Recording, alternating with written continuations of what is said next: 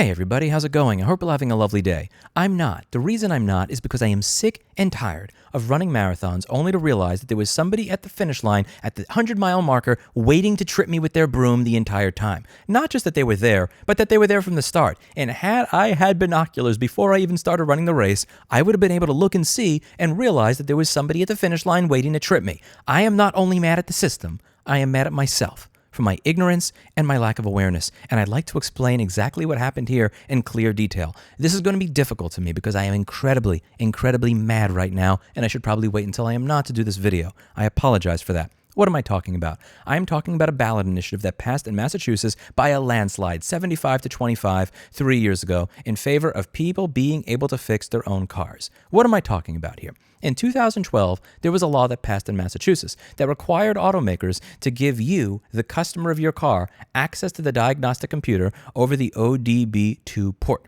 The reason for this is if you purchased a car and you purchased a computer inside your car, that means that you should have access to the diagnostic information in the car. You should be able to go to AutoZone or O'Reilly or any store of your choice and be able to purchase a code reader that can read the codes that the car is giving you. You bought the car, you bought the diagnostic system, therefore you should have access to it, not just the dealer. So that whether you have a Toyota Corolla or a Ford F-150, you are able to maintain your own vehicle.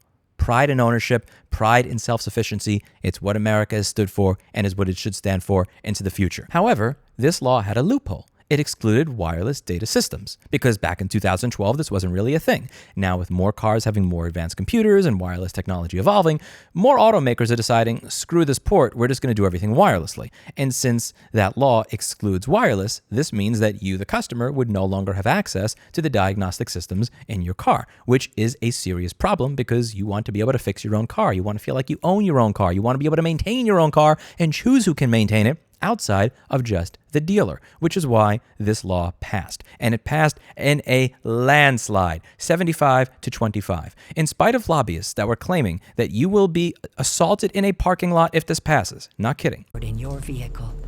Domestic violence advocates say a sexual predator could use the data to stalk their victims. In spite of them claiming that this supported both racism and redlining. Not kidding. Civil rights groups have also opposed this proposal due to concerns about racism and redlining, which, by the way, was conveniently scrubbed from their website right after I did a video that got over 50,000 views, pointing out that they are seriously invoking issues of race and housing in a bill about being able to fix your car. These people had absolutely no shame whatsoever. And in spite of the $26 million that Ford, General Motors, Nissan, Toyota, and Honda spent on this garbage, in spite of all the money they spent to try and convince you that people being able to fix your car would get you raped, burglarized, racism, redlined, and everything else, they lost. Again, 75 to 25. This happened right on the backdrop of what I thought was the Biden administration actually supporting right to repair. In 2021, the FTC delivered a death blow to anti-repair lobbyists and disingenuous arguments. I did an entire video going over their 59-page report that they submitted to Congress, going over the fact that safety, security, hacking, all this stuff was just not a genuine issue. This is a 59-page report with detailed citations. I was very happy when this report came out because a lot of you want to hear these arguments from somebody that's not sitting in a ripped-up lounge chair that screams into a camera. You want to hear it from people that have authority. And the FTC, at the end of the day, yes, many people see the FTC as more authoritative than some random raging PP Bush G3 hot repairman. So I was very happy to hear them go through every single one of the arguments that you hear in these commercials and on these websites saying that you're going to get hacked and hurt and this, that, and the other, and say, here's why they're wrong.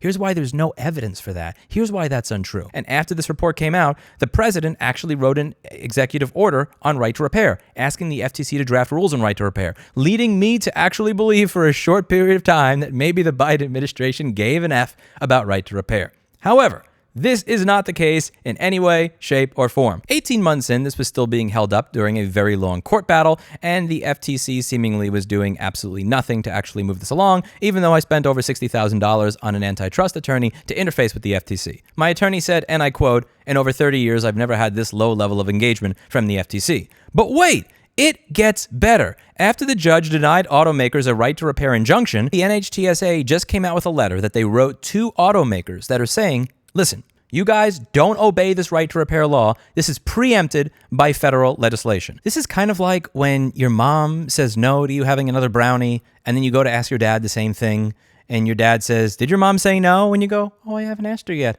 And then your dad says, "Yeah, you can have another brownie."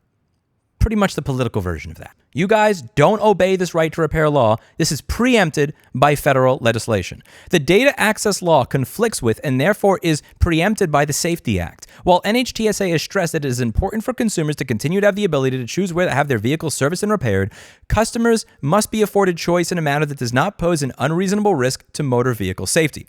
Because the Safety Act conflicts with and therefore preempts the data access law, NHTSA expects vehicle manufacturers to fully comply with their federal safety obligations.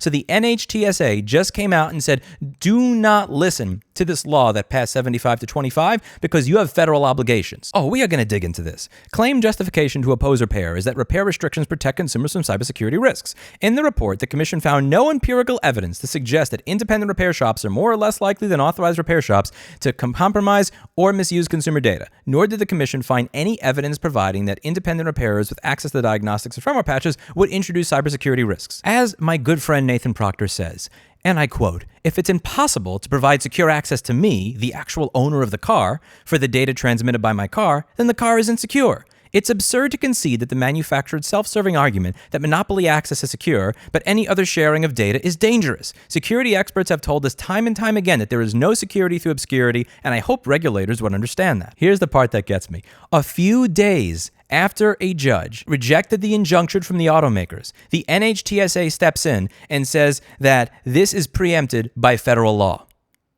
Discovery is over.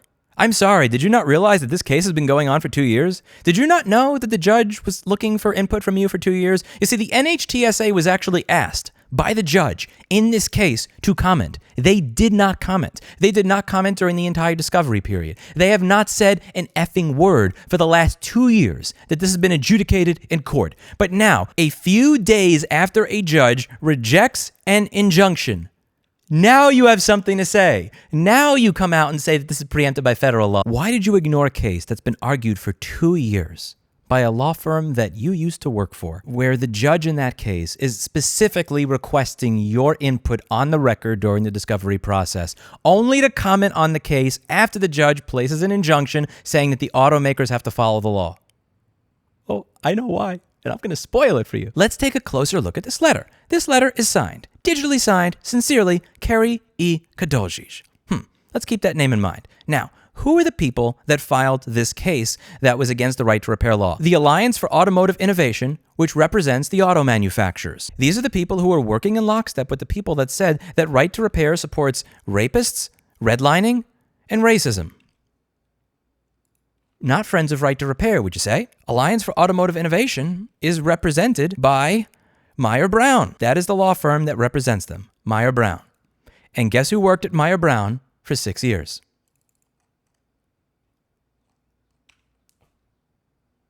I see what you did. My viewers saw what you did. And I hope the voters see what you did.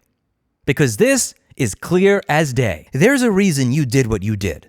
The judge in this case asked for the NHTSA's input for 2 years. You ignored it for 2 years. And then right after there was a right to repair injunction that was denied, showing that this law would go into effect, that's when you tell the automakers directly, don't obey this law.